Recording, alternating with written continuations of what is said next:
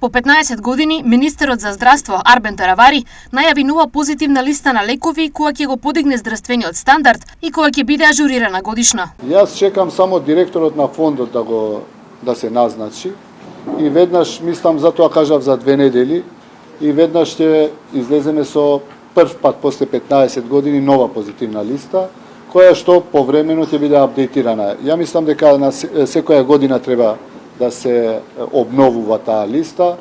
Меѓутоа ќе излеземе и со нов закон за лекови, со кој што ќе обезбедиме да има квалитетни лекови низ државата, меѓутоа истовремено ќе побараме и рационално користење и препишување на лековите. Таравари најави решавање на проблемот со приватните специјализанти. Ние сме единствена држава не во регионот, туку во светот, кај што има приватни специјализации.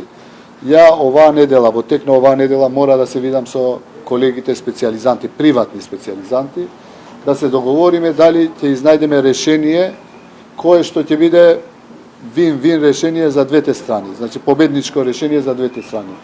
Да им дадеме решение за работа ние, а тие да работат некаде кај што сакаат или кај што има дефицит на кадар, се со цел тие од места кај што ни недостасува да бидат, да речам, пополнети со овие колеги. Во однос на специјализациите, Македонија располага и со еден светски раритет.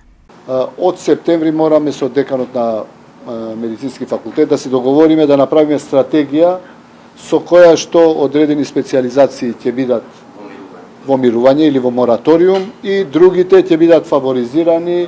Може би ќе размислиме и начин за мотивација на помладите доктори да одат анестезиологија, радиологија, патологија, педиатрија и други специјализации кои што ни недостасуваат во државата. Таравари најави што ќе се случува со сегашните директори и нивното работење. Може би некои што се добри може и да ги задржиме.